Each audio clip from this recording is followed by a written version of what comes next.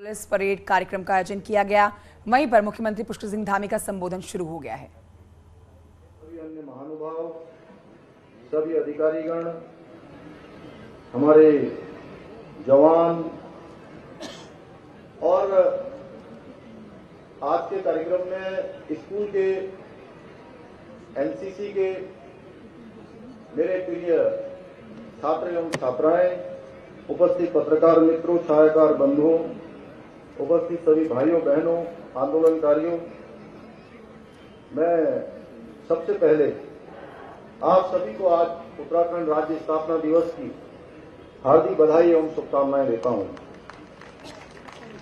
आज के इस शुभ अवसर पर उत्तराखंड राज्य निर्माण में अपना योगदान देने वाले सभी अमर शहीदों, राज्य आंदोलनकारियों को भी मैं श्रद्धापूर्वक नमन करता हूं और भारत माता की सेवा में अपना सर्वोच्च बलिदान देने वाले उत्तराखंड के वीर जवानों को भी उत्तराखंड की जनता की ओर से मैं विनम्र श्रद्धांजलि व्यक्त करता हूं।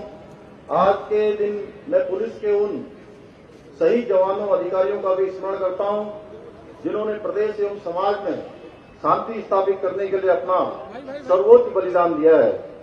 भाइयों बहनों, प्राकृतिक आपदाएं समय समय पर हमारे प्रदेश की परीक्षाएं लेती रहती हैं। इन भीषण आपदाओं में कई लोगों ने अपनी जानें गंवाई हैं। अत्यंत खेद का विषय है। मैं उन सभी मृत आत्माओं के प्रति अपनी संवेदनाएं प्रकट करता हूं और भगवान से प्रार्थना करता हूं कि उनके परिवारों को इस असहनीय दुख को सहन करने की शक्ति प्रदान करें।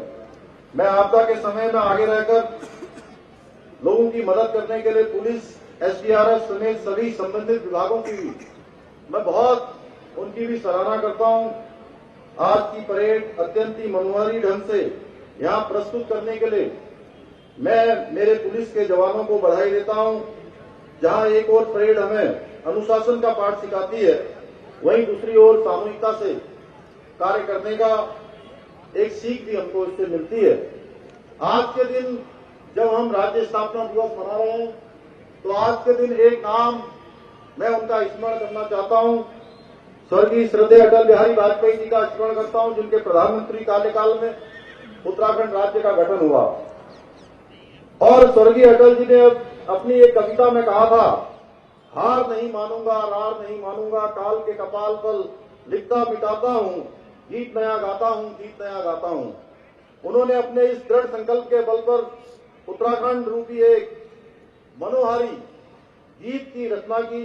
भाइयों बहनों, स्वर्गीय अटल जी द्वारा पुष्पित और पल्लवित इस युवा उत्तराखंड को देश का श्रेष्ठ राज्य बनाने के लिए हम पूरी निष्ठा के साथ प्रयासरत हैं।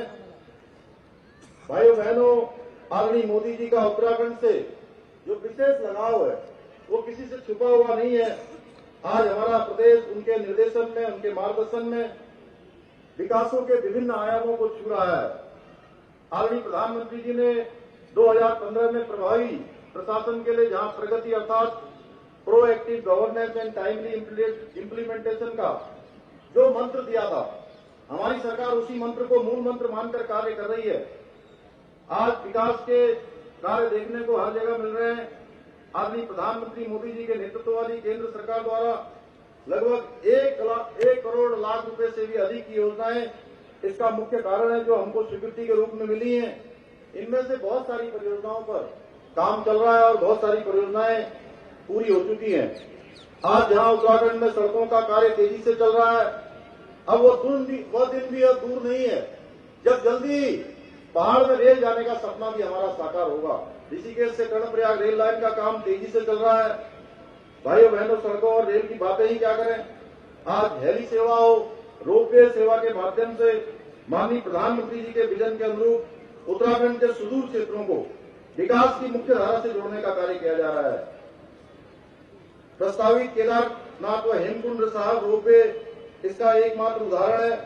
भाइयों बहनों, 2025 तक उत्तराखंड के प्रत्येक गांव को लिंक मार्गों के माध्यम से राजमार्गों और ऑल वेदर रोडों से जोड़ सकें।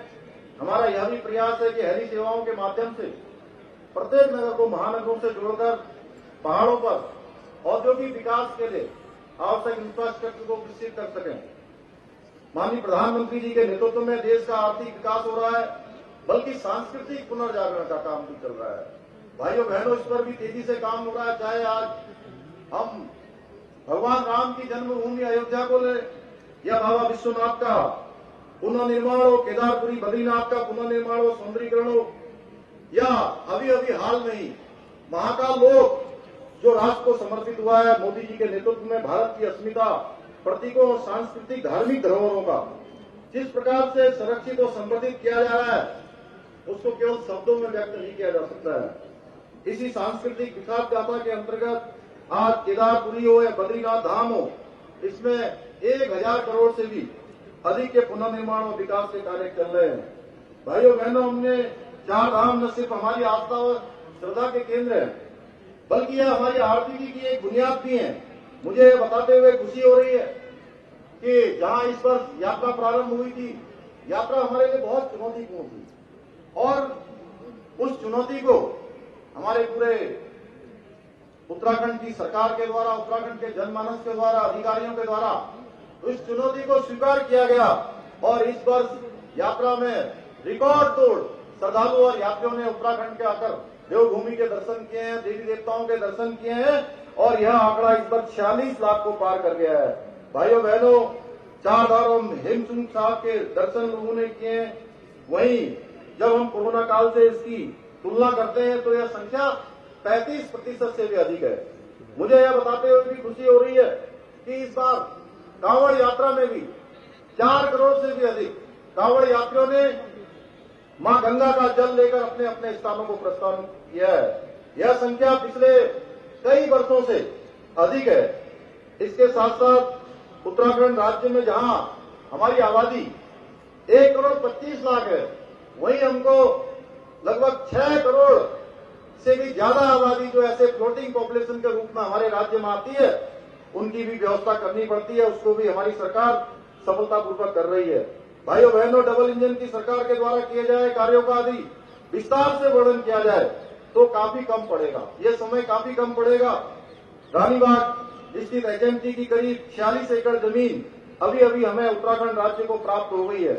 भाइयों बहनों, हम ही सब जानते हैं कि यह मांग कितने वर्षों से लंबित थी, पर आदरणीय मोदी जी के नेतृत्व मार्गदर्शन वाली डबल इंजन की सरकार का ही कमाल था। यह कार्य जो बहुत लंबे समय से रुके हुए थे, वह बहुत ही कम समय में हम सफलतापूर्वक इनको कर पा रहे हैं। भाइयों बहनों, स्थानीय उत्पादों एवं उद्योगों को बढ़ावा देने के लिए हमारी सरकार निरंतर प्रयासरत है। इसी का परिणाम है कि माननीय प्रधानमंत्री मोदी जी ने 21 अक्टूबर 2022 को देश के प्रथम गांव माणा से हमारे राज्य के उत्पादों की सराहना करते हुए देशवासियों से अपील की कि अपनी यात्रा में जितना व्यय करते हैं, कुल यात्रा के व्यय में से उसका 5% स्थानीय उत्पादों को क्रय करने में व्यय करें। इसका निश्चित रूप से हमारे देश को और प्रदेश को लाभ मिलेगा। आदरणीय प्रधानमंत्री जी से हमने सीखा है किस प्रकार से एक एक पल और एक एक क्षण देश के लिए लगाया जाता है, मातृभूमि के लिए लगाया जाता है। उनको आदर्श मानकर पिछले 1.5 सालों में मुख्य सेवक के रूप में मैं अपनी दायित्व और क्षमता का पूरी तरह से निर्वहन करने की कोशिश कर रहा हूं। भाइयों बहनों, ऐसा कोई वर्ग नहीं है जिसके लिए हमने योजना न बनाई हो या कार्य न किया हो। हम सबकी केयर करने पर विश्वास करते हैं। केयर शब्द का अर्थ है कमिटेड, अकाउंटेबल, आर्थ और रिस्पॉन्सिबिलिटी फॉर एफिशिएंट, अर्थात हमारी सरकार विकास के लिए प्रतिबद्ध है, जनता के प्रति जवाबदेह है, भरोसेमंद है और अपने कार्यों को दक्ष तरीके से करने का प्रयास कर रही है। भाइयों बहनों, भारत जैसी विशाल जनसंख्या वाले किसी भी देश में सभी को रोजगार देना एक बहुत बड़ी समस्या है। हमारा प्रदेश भी इससे अछूता नहीं है, पर फिर भी हमने यह प्रयास किया है कि जहां संभव सरकारी नौकरियों द्वारा या युवाओं को स्किल में बढ़ोतरी कर प्राइवेट सेक्टर में उन्हें रोजगार के अवसर उपलब्ध कराकर फिर स्वरोजगार संबंधी नीतियों को सरल बनाकर अधिक से अधिक युवाओं को भली प्रकार जीवन यापन के संसाधन मुहैया कराए जा सके। इस अवसर पर मैं एक बात और स्पष्ट रूप से कहना चाहूंगा कि उत्तराखंड के युवा हमारा भविष्य है और हम युवाओं के साथ धोखा करने वालों के खिलाफ किसी भी सख्त कार्रवाई करने से पीछे नहीं हटेंगे। और ये बढ़ते हैं आगे, आपको बताते हैं कि देहरादून में इस समय कार्यक्रम